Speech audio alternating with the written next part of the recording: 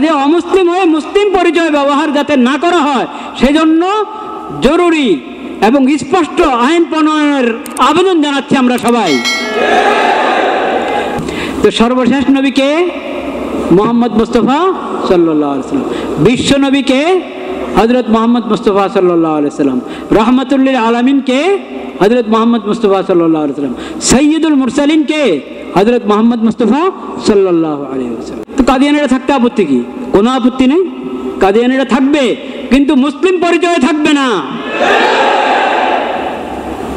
অমুসলিম হয়ে মুসলিম পরিচয় ব্যবহার করা প্রতারণা কিনা? প্রতারণার বিরুদ্ধে আইন হওয়া দরকার। যে কোনো প্রতারণার বিরুদ্ধে আইন হওয়া জরুরি। খাতামুন নবীন শব্দ না হলো এক আয়াতে, সূরা আহজাবের মধ্যে 40 নম্বর আয়াত, সূরা আহজাবের মধ্যে। কিন্তু এর মর্ম, আকীদা খতমে নবুয়তের মর্ম কোরআন কারীমের শতাধিক আয়াতে আছে। বলেন সুবহানাল্লাহ। শত শত হাদিসের মধ্যে আছে। পুরো ইসলামের ভিত্তি হলো, সবচেয়ে বড় মৌলিক আকীদা হলো আকীদায়ে খতমে নবুয়ত। বলেন কি? আকীদায়ে খতমে নবুয়ত। এই আকীদা শেষ, ঈমান শেষ, ইসলাম শেষ। আল্লাহর তাওহীদ, আল্লাহর দেওয়া শরীয়ত যদি খাতামুন নবীন সাল্লাল্লাহু আলাইহি ওয়াসাল্লামকে কেউ না মানে, আল্লাহর দেওয়া শরীয়তও পাবে না, কোরআনও কি পাবে না। আকীদা তাওহীদের শিকার তার সামনে আর কোনো রাস্তা নেই। এমন গুরুত্বপূর্ণ আকীদা, আকীদায়ে খতমে নবুয়ত। এই আকীদায়ে খতমে নবুয়তের দুশমন, শত্রু এই দেশে আছে কি নাই? অনেক শত্রুরা আছে যারা এই আকীদার বিকৃতি করে, কোরআনের বিকৃতি করে, নবীজির অবমাননা করে, নবীজির সুন্নাহ এবং হাদিসের অবমাননা করে। অনেক শত্রু আছে, তাদের মধ্যে সবচেয়ে ভয়ঙ্কর শত্রু হলো কাদিয়ানী গ্রুপ, যারা প্রতারণা করে নিজেদেরকে আহমদিয়া জামাত বলে। কি বলে? আহমদিয়া জামাত। এটাই তো প্রতারণা, আহমদিয়া বলাই প্রতারণা। কিন্তু তারা যে এতটুকুটা বলে আহমদিয়া মুসলিম জামাত, বলেন নাউজুবিল্লাহ। প্রতারণা বন্ধ হওয়া দরকার। এই দেশে মুসলমানদের বাহিরে অনেক ধর্মের লোকেরা আছে কি নাই? আছে। থাকো, নিজের ধর্ম পরিচয় দিয়ে থাকবা, কোনো আপত্তি নেই, নিরাপত্তার সাথে থাকো। তুমিও কারো উপরে জুলুম করবে না, তোমার উপরে কেউ জুলুম করবে না। আর কৃত্রিম মজলুম সাজবে না, কৃত্রিম মজলুম সাজবে না। নিজেরা জুলুম করে, কৃত্রিমভাবে নিজেদেরকে মজলুমের রূপে পেশ করে। বলেন নাউজুবিল্লাহ। কিন্তু তুমি অমুসলিম, কিন্তু মুসলমানের নাম ব্যবহার করে, মুসলমানের কালিমা ব্যবহার করে, মুসলমানদের পরিভাষা ব্যবহার করে সমাজের মধ্যে থাকবে আর প্রতারণা করবে, মানুষকে ধোঁকা দিবে। এটা মানা যেতে পারে না, এটা মানা যেতে পারে না। তো কাদিয়ানীরা অনেকে বলে আমাদের দেশে হিন্দু আছে, তারপরে বৌদ্ধ আছে, খ্রিস্টান আছে। তো কাদিয়ানীরা থাকতে আপত্তি কি? কোনো আপত্তি নেই, কাদিয়ানীরা থাকবে, কিন্তু মুসলিম পরিচয় থাকবে না।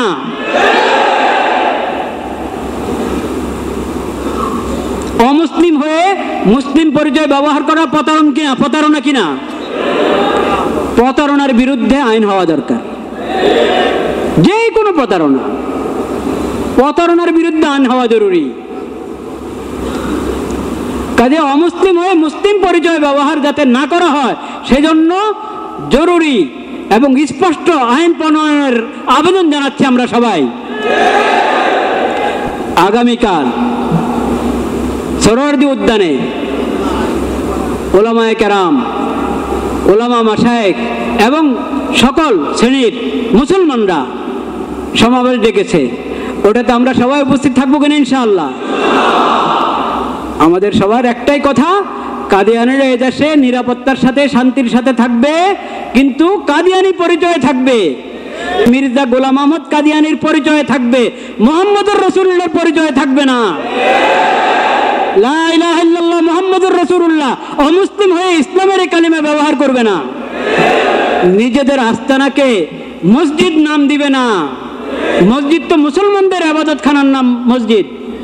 অমুসলিম হয়ে হিন্দুরা যদি মন্দিরের নাম মসজিদ দেয় আপনি মানবেন? কোনো হিন্দু এরকম করে? তো তুমি অমুসলিম হয়ে কেন তোমার আস্তানার নাম, তোমার উপাসনালয়ের নাম মসজিদ দিচ্ছ? বক্সিবাজারে এটা কি মসজিদ না তাদের উপাসনালয়? ওখানে লা ইলাহা ইল্লাল্লাহ মুহাম্মাদুর রাসূলুল্লাহ কালিমা লিখেছে, এটা প্রতারণা নয়? স্পষ্ট প্রতারণা। সমস্ত প্রতারণা বন্ধ করতে হবে। من يهده الله فلا مضل له ومن يضلل فلا هادي له وأشهد أن لا إله إلا الله وحده لا شريك له وأشهد أن محمدا عبده ورسوله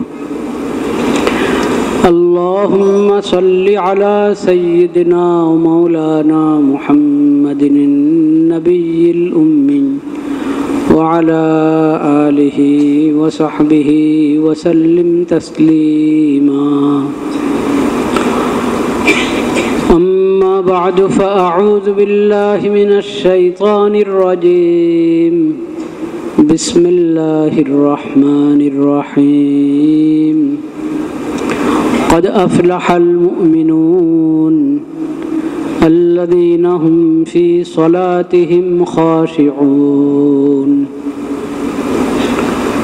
صدق الله مولانا العظيم وصدق رسوله النبي الكريم ونحن على ذلك من الشاهدين والشاكرين والحمد لله رب العالمين আল্লাহ রাব্বুল আলামিন কোরআন কারীমের মধ্যে উলুল আলবাবের সিফাত বর্ণনা করেছেন। বুদ্ধিমান কারা? বুদ্ধিমানের গুণাবলী কি কি? কি কি গুণ তার? কি কি কাজ? কি কি আমল? কি কি পরিচয়? বুদ্ধিমানের পরিচয় দিয়েছেন আল্লাহ কোরআনে। বুদ্ধিমানের সনদ যদি পেতে হয় আল্লাহর কাছ থেকে, আল্লাহর কোরআনের কাছ থেকে, তাহলে ওই সব গুণাবলী আমাকে, ওই সব গুণগুলো আমাকে অর্জন করতে হবে। কোরআন কারীমে উলুল আলবাব শিরোনামে যেসব গুণ বর্ণনা করা হয়েছে, উলুল আলবাব। সূরাতুল বাকারার মধ্যে আল্লাহ তাআলা বলেছেন বুদ্ধিমান কারা? আল্লাযীনা ইয়াযকুরুনাল্লাহা কিয়ামান ওয়া কুউদান ওয়া আলা জুনুবিহিম ওয়া ইয়াতাফাক্কারুনা ফি খালকিস সামাওয়াতি ওয়াল আরদ। বুদ্ধিমান হলো যারা জিকিরে ফিকিরে থাকে। জিকির এবং কি ফিকির? জিকির মানে জিকিরের বিভিন্ন প্রকার আছে। সবচেয়ে বড় জিকির হলো 5 ওয়াক্ত ফরজ নামাজ। জুমার দিন জোহরের জায়গায় জুমা, 5 ওয়াক্ত ফরজ নামাজ, এটা জিকিরের ফরজ স্তর। ইয়াযকুরুনাল্লাহা কিয়ামান, স্বাভাবিক অবস্থায় দাঁড়িয়ে নামাজ পড়ে। বুদ্ধিমানরা দাঁড়িয়ে নামাজ পড়ে স্বাভাবিক অবস্থায়। অসুস্থ হয়ে পড়লে কুউদান, বসে নামাজ আদায় করে। আরো বেশি অসুস্থ হয়ে পড়লে, গুরুতর অসুস্থ, বসতেও পারে না, তাইলে যেভাবে আছে, কাত হয়ে শুয়ে আছে, চিত হয়ে শুয়ে আছে, সব অবস্থাও নামাজ আদায় করে, নামাজ ছাড়ে না কখনো। এটা হলো বুদ্ধিমান।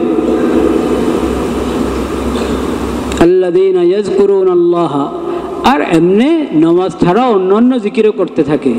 সুবহানাল্লাহ ওয়ালহামদুলিল্লাহ ওয়ালা ইলাহা ইল্লাল্লাহ আল্লাহু আকবার। জিকির, আল্লাহর তাসবিহ পাঠ করে, আল্লাহর হামদ এবং সানা, আল্লাহর প্রশংসা বর্ণনা করে, আল্লাহর মাহাত্ম্য বর্ণনা করে, এবং একমাত্র আল্লাহ রাব্বুল আলামিন শক্তি দিতে পারেন, একমাত্র আল্লাহ রাব্বুল আলামিন রক্ষা করতে পারেন। এসব বিবরণ দেওয়ার জন্য যে শব্দমালাগুলো কোরআন এবং হাদিস শরীফে শেখানো হয়েছে ওসব শব্দমালা পড়তে পড়তে তারা আল্লাহর জিকির করে। লা হাওলা ওয়ালা কুওয়াতা ইল্লা বিল্লাহ, লা হাওলা ওয়ালা কুওয়াতা ইল্লা বিল্লাহ, লা হাওলা ওয়ালা কুওয়াতা ইল্লা বিল্লাহ, লা মালজা ওয়ালা মানজা মিনাল্লাহ, লা মালজা ওয়ালা মানজা মিনাল্লাহি ইল্লা ইলাইহি। আল্লাহর জিকির করতে থাকে, কালিমায়ে তয়্যিবার জিকির করে, লা ইলাহা ইল্লাল্লাহ, লা ইলাহা ইল্লাল্লাহ। হাঁটতে চলতে, উঠতে বসতে, শুয়ে পড়েছে তখনও ঘুম আসার আগ পর্যন্ত জিকির করতে থাকে। এমনি তো শোয়ার সময় 33 বার সুবহানাল্লাহ, 33 বার আলহামদুলিল্লাহ, 34 বার আল্লাহু আকবার। এটা যেরকম ফরজ নামাজের পরের জিকির, শোয়ার সময়ের জিকির কিনা? হ্যাঁ, শোয়ার সময়ের জিকির এটা। কিন্তু এরকম আরো যা যা সুনির্দিষ্টভাবে আমাদেরকে শেখানো হয়েছে, যখন আমরা শয্যা গ্রহণ করি, বিছানায় যাই শোয়ার জন্য, সেই দোয়া এবং জিকিরের পর এমনি ঘুম আসার আগ পর্যন্ত আপনার জবান চলতে থাকুক, সুবহানাল্লাহ, আলহামদুলিল্লাহ, লা ইলাহা ইল্লাল্লাহ, দুরূদ শরীফ, যে কোনো একটা দুরূদ শরীফ, আল্লাহুম্মা সাল্লি আলা মুহাম্মদ, আল্লাহুম্মা সাল্লি আলা মুহাম্মদ, আল্লাহুম্মা সাল্লি আলা মুহাম্মদ, সাল্লাল্লাহু আলান নবিয়্যি সাল্লাল্লাহু আলাইহি ওয়াসাল্লাম, সাল্লাল্লাহু আলা মুহাম্মদ, সাল্লাল্লাহু আলাইহি ওয়াসাল্লাম, সাল্লাল্লাহু আলা মুহাম্মাদিন নবিয়্যিল উম্মি, সাল্লাল্লাহু আলা মুহাম্মাদিন নবিয়্যিল উম্মি, আল্লাহুম্মা সাল্লি আলা মুহাম্মাদিন নবিয়্যিল উম্মি। জুমার দিন তো বেশি বেশি দুরূদ শরীফ পড়ার কথা হাদিস শরীফে তাকিদ এসেছে। জুমার রাত্রে, জুমার দিনে, অন্য অন্য দিনও, কিন্তু বিশেষভাবে জুমার রাত এবং জুমার দিন। জুমার রাত কোনটা? সামনেরটা না, পিছনে যেটা গেল, পিছনে যে রাতটা গেল ওটা জুমার রাত। বৃহস্পতিবার দিবাগত রাত, এটা জুমার রাত। আজকে জুমার দিন, বেশি বেশি দুরূদ পড়ো, দুরূদ পাঠ করো। এটা ব্যক্তিগত আমল। দুরূদ এগুলো আনুষ্ঠানিক আমল না, শুধু অনুষ্ঠানের জন্য রেখে দিব, বছরের জন্য, মাসের জন্য। কয়েক মাস পরে একটা দোকান উদ্বোধন হবে, ওখানে একটু কয়েকবার দুরূদ শরীফ পড়বো। আহা, দুরূদ সেই আমল না। পড়েন তখনও পড়েন, মানা নাই, কিন্তু এটা তো দৈনন্দিনের আমল, সকাল সন্ধ্যার আমল, দিনের রাতের আমল। যে ব্যক্তি সকালে 10 বার দুরূদ শরীফ পাঠ করবে, সন্ধ্যায় 10 বার দুরূদ শরীফ পাঠ করবে, নবী করিম সাল্লাল্লাহু আলাইহি ওয়াসাল্লামের সুপারিশ পাবে সে। আল্লাহুম্মা সাল্লি আলা মুহাম্মাদিন নবিয়্যিল উম্মি, আল্লাহুম্মা সাল্লি আলা মুহাম্মাদিন নবিয়্যিল উম্মি, আল্লাহুম্মা সাল্লি আলা মুহাম্মাদিন নবিয়্যিল উম্মি ওয়া আলা আলিহি ওয়া সাহবিহি ওয়া সাল্লিম তাসলিমা। পুরোটা পড়েন বা অংশ, প্রথম অংশ পড়লে দুরূদ হয়ে গেল, আল্লাহুম্মা সাল্লি আলা মুহাম্মাদ। তো এই জিকির চলতেই থাকবে। বুদ্ধিমান হলো যারা জিকিরে ফিকিরে থাকে, বিশেষ করে ফরজ জিকির, 5 ওয়াক্ত নামাজ। এই জিকির শুধু সুবহানাল্লাহ পড়তে থাকলে হবে না, শুধু মনের ধ্যান করলে হবে না। এটা তাকবীরে তাহরিমার মাধ্যমে শুরু হবে, সালামের মাধ্যমে শেষ হবে। কেবলামুখী হয়ে পবিত্র স্থানে, পবিত্র পোশাক, পবিত্র শরীর নিয়ে আমি নামাজের নিয়ত করব, আল্লাহু আকবার বলে নামাজ শুরু হবে, সানা পড়ব।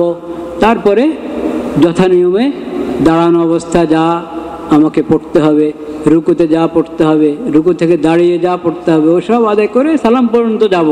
এটার নাম নামাজ। মনের নামাজকে নামাজ বলে না। এই রুকু সিজদাওয়ালা নামাজ, এটার মধ্যে আপনি মন হাজির রাখেন আল্লাহর দরবারে।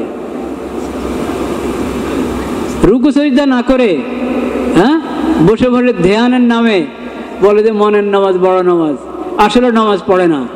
এদের ঈমান আছে? বেঈমান। এরা সবাই বেঈমান। যারা মসজিদে যে নামাজ হয়, এই নামাজকে নামাজ মনে করে না, এই নামাজকে জরুরি মনে করে না, মনের নামাজে দোহাই দিয়ে বেনামাজি হয়ে থাকে, বা বলে যে অমুক দেশে গিয়ে নামাজ পড়ে এসেছে। এক বন্ডপীর আছে সাতক্ষীরার দিকে, এক বন্ডপীর, আল্লাহ তাকে ওই আস্তানা থেকে সরাইছে আলহামদুলিল্লাহ। তার ছেলে মদিনা নামাজ পড়ে আসে, আসলে শ্যামনগর সাতক্ষীরায় আছে, ওখানে আছে, নামাজ পড়ছে না, নামাজ পড়ে না হুজুর, উনি নামাজ পড়ে না, বড় সাহেব ওনার নাম দিয়েছেন, উনি নামাজ পড়ে না। হ্যাঁ, তো মুরিদরা আশেপাশে কথাবার্তা বলে যে নামাজ পড়ে না বড় সাহেব, এটা কেমন কথা? তো তারা নিজেরাই আবার কাউকে উত্তর দেয়, আরে উনি কি এখানে নামাজ পড়েন, কিন্তু মদিনা নামাজ পড়ে এসেছে। বলেন নাউজুবিল্লাহ, তুমি এখানে বলে যে মদিনা নামাজ পড়েছে, এর মানে কি বলতে চাচ্ছে আমরা আধ্যাত্মিক নামাজ পড়ি। আল্লাহ কি আধ্যাত্মিক নামাজ ফরজ করেছেন না রুকু সাজদাওয়ালা নামাজ ফরজ করেছেন? রুকু সাজদাওয়ালা নামাজ, কিয়াম এবং কিরাতওয়ালা নামাজ, তাশাহুদ এবং দুরূদ শরীফওয়ালা নামাজ আল্লাহ ফরজ করেছেন। আধ্যাত্মিক নামাজ ফরজ করেন না আল্লাহ। আধ্যাত্মিক নামাজের দোহাই দিয়ে যদি তুমি বেনামাজি হয়ে থাকো, তোমার হাসর বেনামাজিদের মধ্যে যারা সবচেয়ে নিকৃষ্টতম তাদের সঙ্গে তোমার হাসর হবে।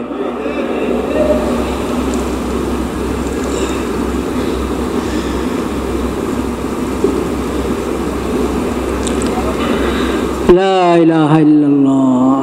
এরকম ধোঁকা প্রতারণা দিতে থাকে। মনের পর্দা বড় পর্দা, মনের পর্দা আসল কি? আসল হলো সব অশ্লীলতা, বেহায়াপনা, ওটাকে ঢাকা দেয়। নিজের কুফরকে, নিজের অশ্লীলতাকে, বেহায়াপনাকে, পাপাচারকে ঢাকা দেয় কি বলে? মনের পর্দা, বড়ের পর্দা। আল্লাহ তাআলা যেটাকে মানুষ পর্দা হিসেবে বুঝে, ওই পর্দা আল্লাহ কি করেছেন? ফরজ করেছেন। এই পর্দা পুরুষের উপরেও ফরজ, মেয়েদের উপরেও কি ফরজ? নাকি শুধু মেয়েদের জন্য পর্দা, পুরুষের জন্য পর্দা নেই? পুরুষ গিয়ে ঢুকে যাবে যে কোনো ঘরে গিয়ে অনুমতি ছাড়া, আন্দার মহলে গিয়ে ঢুকে যাবে, নাউযুবিল্লাহ। পুরুষ তো নিজের ঘরও সামনের কামরা থেকে ভিতরের কামরা যাতে অনুমতি নিয়ে ঢুকবে। হয়তো কাউ এসেছে, হয়তো অন্য কাউ এসেছে যার সঙ্গে তোমার পর্দা। তোমার স্ত্রীর বোন যদি এসে থাকে তার সঙ্গে দেখা করতে, তার সঙ্গে পর্দা কিনা? কঠিন পর্দা। শালীর সঙ্গে পর্দা, স্ত্রীর বড় বোন হোক, স্ত্রীর ছোট বোন হোক, তাদের সঙ্গে পর্দা। এরকম দেওয়ারের সঙ্গে, হ্যাঁ, আর কি কি বলে, বাসুর নাকি, সবার সঙ্গে পর্দা।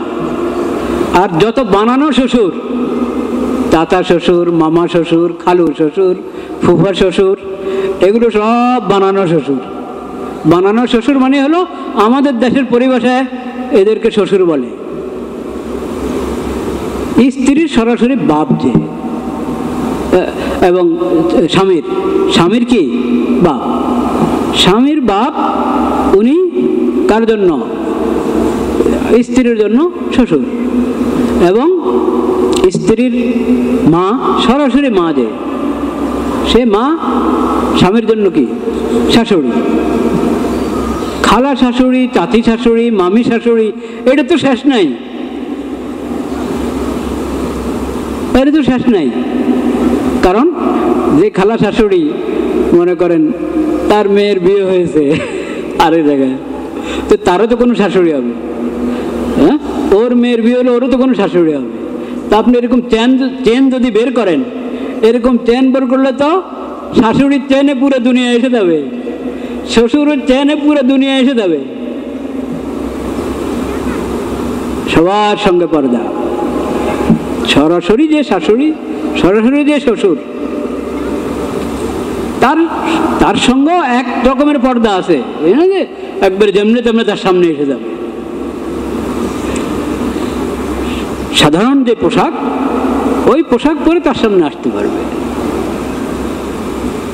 কিন্তু এর মানে তার সঙ্গে একা একা বসে থাকবে তাও না। আমরা তো শিখার চেষ্টা করি না, জানার চেষ্টা করি না। শরীয়তে সুন্দর যে পরিবার, সুন্দর পরিবারের জন্য, আদর্শ পরিবারের জন্য শরীয়ত যে নিয়ম নীতি দিয়েছে ওটা তো জানার চেষ্টা করি না, বুঝার চেষ্টা করি না। নিজেরা পরিবার পরিকল্পনা বানাই, নিজেরা পরিবার পরিকল্পনা। আর আপনার পরিবার পরিকল্পনাকে শরীয়তের যে পারিবারিক বিধিবিধান আছে ওটার সাথে মিলান, তাহলে আপনার পরিকল্পনাটা সুন্দর হবে। আর না, আপনার পরিকল্পনা সুন্দর হবে না। যাই হোক, কথা লম্বা হয়ে যাচ্ছে। লা ইলাহা ইল্লাল্লাহ, লা ইলাহা ইল্লাল্লাহ, লা ইলাহা ইল্লাল্লাহ।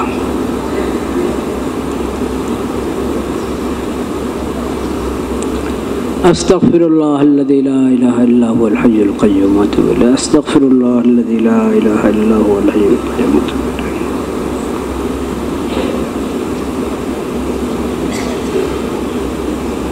আমি বলছিলাম আল্লাহ রাব্বুল আলামিন কোরআন কারীমের মধ্যে উলুল আলবাব, বুদ্ধিমানদের গুণাবলী বর্ণনা করেছেন।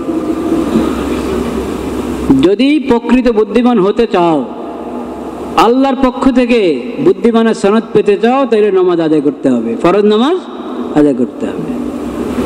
দুনিয়ার বিচারে আপনি যত বড় বুদ্ধিমানে হন, যত বড় পদ পদবী হয়ে থাকুক না কেন, একবারই বিশ্ব সনদ পেয়েছেন আপনি বুদ্ধিমান হওয়ার উপর বুদ্ধিমান হওয়ার বিষয়ে, কিন্তু যদি নামাজ, নিয়মিত নামাজ, ফরজ নামাজ আদায় না করা হয়, সময় মতো ফরজ নামাজ আদায় না করা হয়, তাহলে এই লোক কিনা বুদ্ধিমান না। এই লোক কিনা আল্লাহর দৃষ্টিতে বুদ্ধিমান না, কোরআনের দৃষ্টিতে বুদ্ধিমান না। যেই হোক সে, বুদ্ধিমান হতে হলে নামাজি হতে হবে। বুদ্ধিমান হতে হলে কি হতে হবে? নামাজি হতে হবে, নামাজ আদায় করো। তা আজকে নামাজ সম্পর্কে আমি দুটা কথা বলবো। সব কথা তো আর একদিনে হবে না। ইনশাআল্লাহ নামাজের আলোচনা যখন এসেছে, কিছুদিন নামাজের আলোচনায় হবে ইনশাআল্লাহ। আজকে দুটা কথা হবে। একটা হলো সালাম ফিরানোর পরের একটা দোয়া, আবার ভুলে যাই কিনা আমি, সেজন্য বলে রাখলাম একটা দোয়া সালাম ফিরাবার পরে। অনেক দোয়া আছে, একটা দোয়া আজকে বলবো ইনশাআল্লাহ। আর একটা হলো নামাজের গুরুত্বপূর্ণ জরুরি একটা বিধান, যেটা হয়তো আমাদের অনেকে খেয়াল করেন না, অনেকে খেয়াল করেন না, করা হয় না।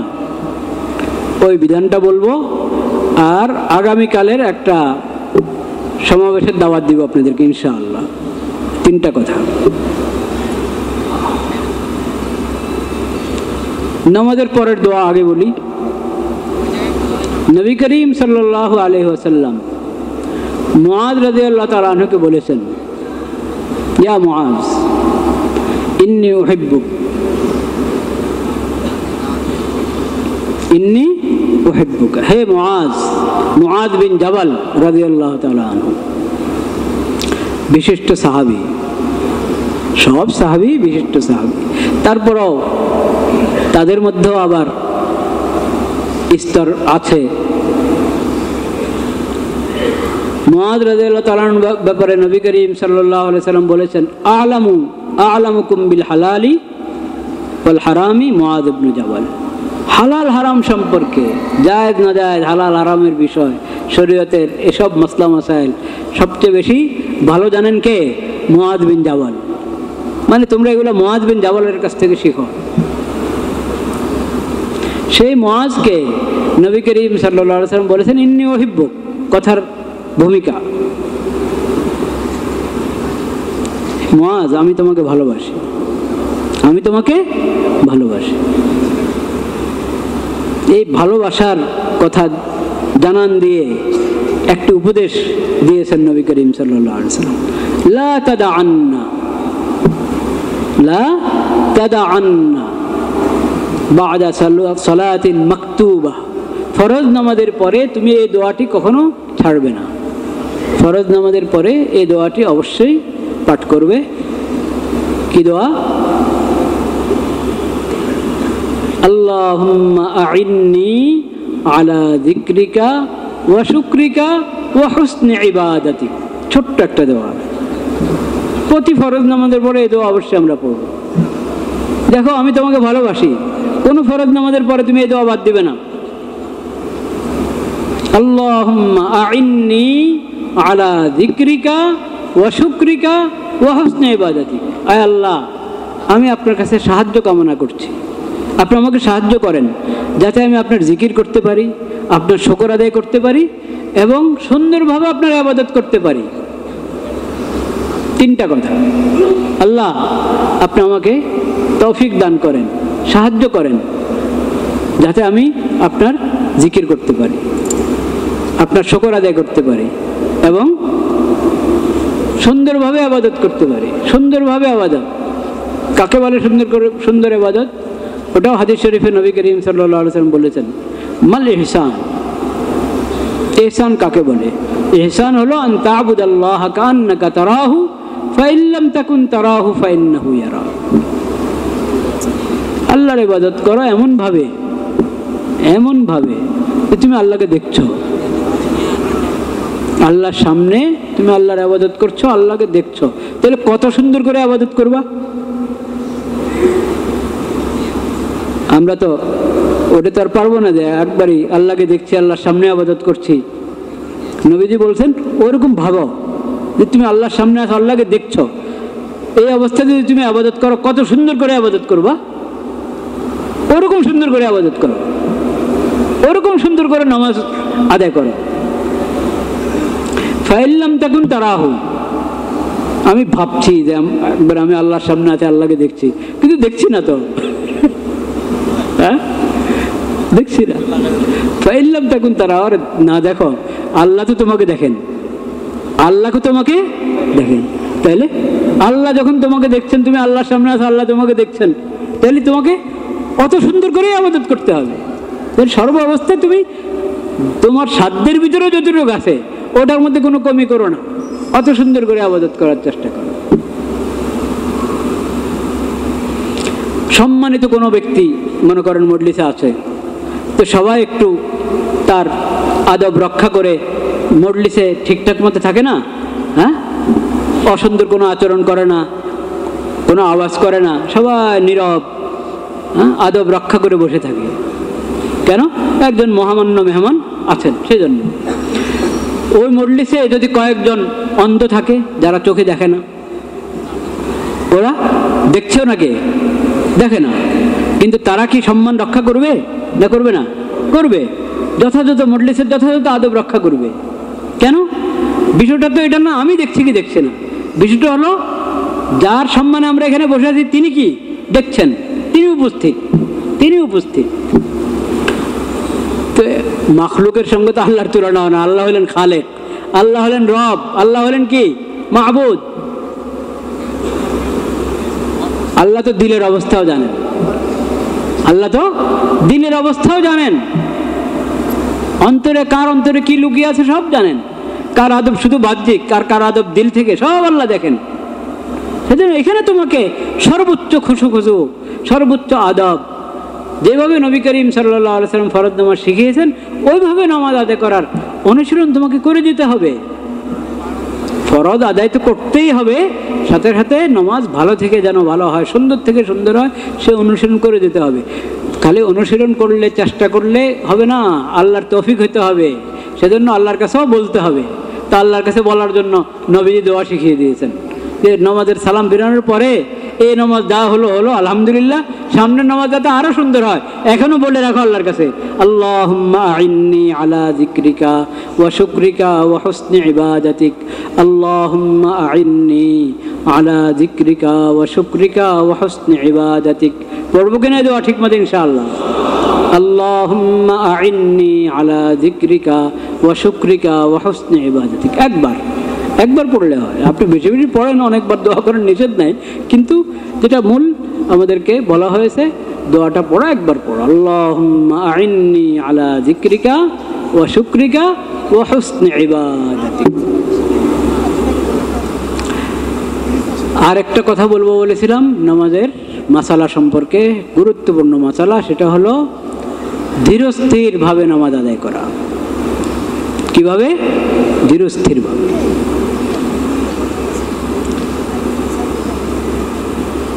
নামাজে কয়েকটা আমল। প্রথমে আমরা সোজা হয়ে দাঁড়াই, ক্যাবলামুখী হয়ে দাঁড়াই। দাঁড়ানোর মধ্যে সানা, সূরা ফাতিহার পরে সূরা মিলাই। ইমামের পিছনে হলে ইমামের কেরাত শুনি, খামোশ থাকি।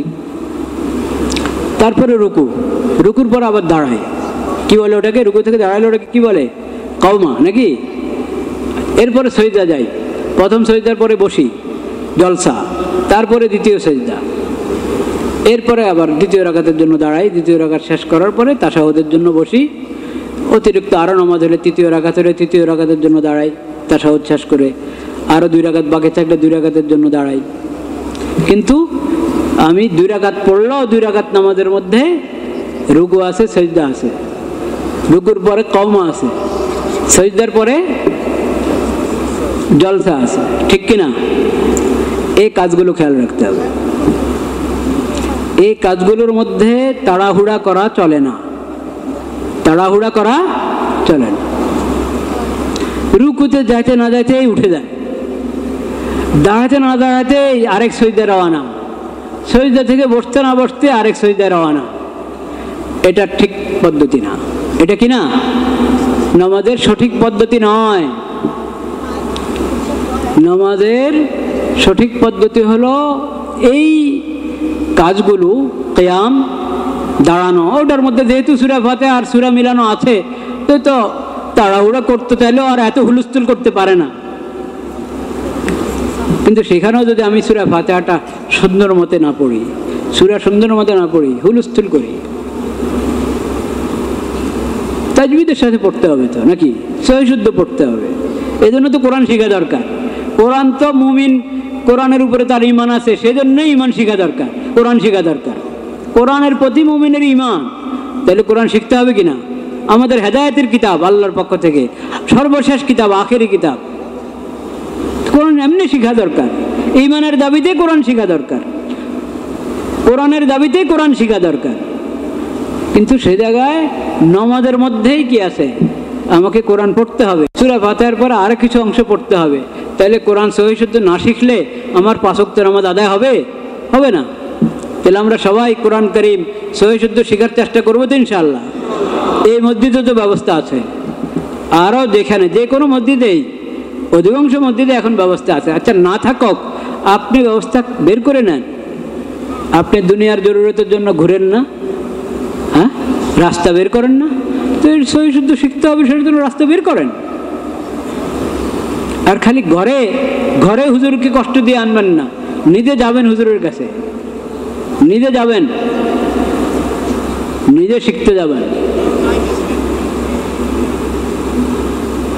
মাঝে মধ্যে ঘরে হলো আপত্তি নাই, ঘরের মধ্যেও তালিম হবে, কিন্তু এই জন্য যে আমি আরেকজনের কাছে যাব শিখার জন্য, আমার কাছে আসক, এই মানসিকতা নিয়ে যদি কাউকে ডাকেন শিখার জন্য, তাহলে শিখার সওয়াব কমে গেল, শিখার বরকত কমে গেল, কখনো নাইও হয়ে যেতে পারে। নাই,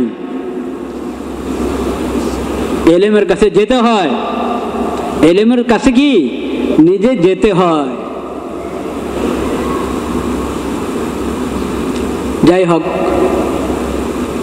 নবী করিম সাল্লাল্লাহু আলাইহি ওয়াসাল্লাম বলেছেন, হাত্তা তা'তাদিলা রাকিআন হাত্তা তাতমাইন্না রাকিআন হাত্তা তা'তাদিলা কাইমান হাত্তা তাতমাইন্না কাইমান। এক ব্যক্তি, দেখেন ঘটনা ঘটে, আল্লাহ ঘটান যাতে ওই ঘটনাকে কেন্দ্র করে শিখতে পারে উম্মত। এক ব্যক্তি মসজিদে এসে নামাজ পড়ল, নিজে নিজে নামাজ পড়েছে, হয়তো নফল নামাজ তাহিয়াতুল ওযু পড়েছে না কি পড়েছে, যে কোনো নামাজ উনি পড়েছেন, বা কোনো ওজরে এসে দেরি হয়েছে আসতে, জামাত পান নাই, একা নামাজ পড়ছেন, কোনো নামাজ পড়লেন, নামাজ পড়ে যাচ্ছেন। নবী করিম সাল্লাল্লাহু আলাইহি ওয়াসাল্লাম নতুন নতুন যারা ইসলাম গ্রহণ করেছে, এখনও নামাজ শিখে সারে নাই, ছিল কিনা এরকম? হ্যাঁ, বেদুইনরা চলে আসতো, এখনও তারা শিখতে পারে নাই, মাত্র ঈমান এনেছে, এরকম কা হবেন। যেই হন, উনি নামাজ পড়ছেন, নামাজ পড়ে সালাম ফিরিয়ে যাচ্ছেন। নবী করিম সাল্লাল্লাহু আলাইহি ওয়াসাল্লাম এতক্ষণ দেখছিলেন তার নামাজ, বললেন যে ইরজি ফাসাল্লি ফাইন্নাকা লাম তুসাল্লি, আসো আসো, তুমি নামাজ পড়ো, তুমি তো নামাজ পড়ো নাই। নামাজ তো বেচারা পড়লো, নামাজ আদায় করলো, নবীজি বলছেন তুমি নামাজ পড়ো নাই, নামাজ পড়ো। বুঝে ফেলেছে যে আমার নামাজ ঠিক মতো হয় নাই, আবার পড়লো, চেষ্টা করছে তার সাথে যতটুকু আর একটু সুন্দর করার চেষ্টা অবশ্যই করেছেন। সালাম ফিরে যাচ্ছে, নবী করিম সাল্লাল্লাহু আলাইহি ওয়াসাল্লাম বললেন ইরজি ফাসাল্লি ফাইন্নাকা লাম তুসাল্লি, নামাজ পড়ো, নামাজ পড়ো, নামাজ পড়ো নাই তুমি। আজকালের মানুষকে এরকম বলে দেখেন না। হ্যাঁ, প্রথম কথাই তো তর্ক শুরু হয়ে যাবে। দ্বিতীয়বারও নবী করিম সাল্লাল্লাহু আলাইহি ওয়াসাল্লাম বললেন নামাজ পড়ো, তুমি নামাজ পড়ো নাই। দ্বিতীয়বার বেচারা, তৃতীয়বার আবার পড়লেন, পড়ে রওনা হলেন, আবার বললেন, তৃতীয়বার আবার বললেন সল্লি ফাইন্নাকা লাম তুসাল্লি, আর নামাজ পড়ো, তুমি নামাজ পড়ো নাই। তৃতীয়বার এসে উনি নবী করিম সাল্লাল্লাহু আলাইহি ওয়াসাল্লাম কাছে বললেন ইয়া রাসূলুল্লাহ লা উহসিনু গায়রা যালিক, ইয়া রাসূলুল্লাহ আমি তো এর চেয়ে ভালো পারি না, আমার সাধ্য যতটুকু ছিল আমি তো চেষ্টা করেছি, আমি তো এর চেয়ে ভালো পারি না, আপনি আমাকে শিখিয়ে দেন। নবী করিম সাল্লাল্লাহু আলাইহি ওয়াসাল্লাম প্রথমবারে শিখাতে পারতেন, কিন্তু নবীজি চেয়েছেন এক তো সে চেষ্টা করো কারো, আরেক হলো নিজের থেকে যখন বলবে শিখার আগ্রহ প্রকাশ করবে, সেই শিখার গুরুত্ব কি হয়, বেশি হয়, ওটার প্রভাব বেশি পড়ে অন্তরে। তখন নবী করিম সাল্লাল্লাহু আলাইহি ওয়াসাল্লাম নামাজ শিখিয়ে দিলেন তাকে। প্রথমে ওযু করো, ওযুর পরে আমল করো, ওই যে শিখালেন নামাজ, ওখানে গুরুত্বের সাথে যেই কথাটা নবী করিম সাল্লাল্লাহু আলাইহি ওয়াসাল্লাম বারবার বলেছেন, তুমি রুকুতে যাবে স্থির হয়ে যাও, স্থির হও। রুকুতে যেতে না যেতে দাঁড়িয়ে যাওয়া না, সোজা রুকুতে গিয়ে রুকু যেভাবে আদায় করতে হয় ওইভাবে সোজা হয়ে যাও, পিঠ পিঠ এবং কোমর মাথা তিনটা বরাবর সোজা থাকবে। হ্যাঁ, এটা পরে বলবো, আমরা জানি, তারপরও জানা জিনিসও আলোচনা করতে হয়, বারবার শিখাতে হয় একে অপরকে, তাহলে এটা মজবুতির সাথে দিলে বসে। তো রুকু যেভাবে করার নিয়ম ওইভাবে তুমি সুন্দরভাবে রুকু করো, এবং সবচেয়ে বড় কথা হলো স্থির থাকো, সোজা হয়ে যাও এবং স্থির থাকো। কমপক্ষে 3 বার যদি আমি সুবহান রাব্বিয়াল আযীম পড়ি তাহলে তো স্থির হয়ে যাব। তো 3 বার তো সুন্নতে মুআক্কাদা, সুবহান রাব্বিয়াল আযীম। তো এটা কি সুবহান সুবহান সুবহান এইভাবে পড়লে তো হবে না, সুবহান রাব্বিয়াল আযীম, সুবহান রাব্বিয়াল আযীম, সুবহান রাব্বিয়াল আযীম। এরপরে দাঁড়াও, সামি আল্লাহু লিমান হামিদা বলে দাঁড়াচ্ছ, তো দাঁড়াও, এমন না যে তোমার ট্রেন ছুটে যাচ্ছে, আরে দৌড় মারো, কখন সিজদা যাবে না, দাঁড়িয়েছো কওমা। কওমা এটা স্বতন্ত্র একটা আমল, এই না যে রুকু আর সিজদার মাঝখানে, এটা একটা মাধ্যম আর কি কওমা। কাজেই এখানে ওরকম বিরতি দেওয়ার দরকার নেই, বাস দৌড় মারো, সোজা হইতে না হইতেই সিজদার দিকে রওনা হয়ে যাও না, একবারই সোজা দাঁড়িয়ে যাও। দাঁড়ানোটা এখন তোমার একটা কাজ, কওমা। এতক্ষণ তো তুমি কেরাত, সূরা ফাতিহা এবং সূরা মিলিয়েছো, কোরআন পাঠ করেছো, সেই কিয়াম, কিয়ামের পরে রুকু করেছো, রুকুর পরে এখন যে দাঁড়াবা, এটা তো ওরকম লম্বা কিয়াম হবে না, এজন্য এটার নাম হলো কওমাতুন, ছোট্ট একটা কিয়াম, ছোট্ট দাঁড়ানো, কিন্তু সেটা দাঁড়াতে তো হবে, সোজা হয়ে দাঁড়াতে হবে তোমাকে। বলো এই রব্বানা লাকাল হামদ বা রব্বানা ওয়া লাকাল হামদ, আল্লাহুম্মা রব্বানা লাকাল হামদ বলো, ওটা সুন্দর করে বললে তো বাস কওমাটাও ঠিক মতো আদায় হয়। কিন্তু সামি আল্লাহু লিমান হামিদা বলে দাঁড়াতে না দাঁড়াতেই আবার সোজা, পিঠ সোজা না করেই তুমি সিজদার দিকে যদি রওনা হও, তাহলে কওমা আদায় হলো না। নবীজি বলেছেন হাত্তা তা'তাদিলা কাইমান, রুকুর ক্ষেত্রে বলেছেন হাত্তা তা'তাদিলা রাকিআন, হাত্তা তাতমাইন্না রাকিআন, আর কওমার ক্ষেত্রে বলেছেন হাত্তা তাকুমা, হাত্তা তা'তাদিলা কাইমান, হাত্তা তাতমাইন্না কাইমান। দুইটা শব্দ, দুই হাদিসে দুইটা শব্দ, দুনো শব্দ আমরা যদি খেয়াল করি তাহলে পুরো মর্মটা বুঝে আসবে। স্থির হও, সোজা হও, দাঁড়াও, স্থির হও।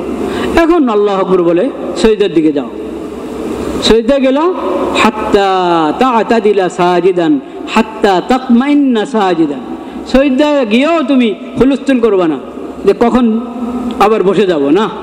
সুবহান রাব্বিয়াল আ'লা, সুবহান রাব্বিয়াল আ'লা, সুবহান রাব্বিয়াল আ'লা, কমপক্ষে 3 বার শুদ্ধ করে কমপক্ষে 3 বার যদি সুবহান রাব্বিয়াল আ'লা বলে তাহলে স্থির হবে কি হবে না? হবে।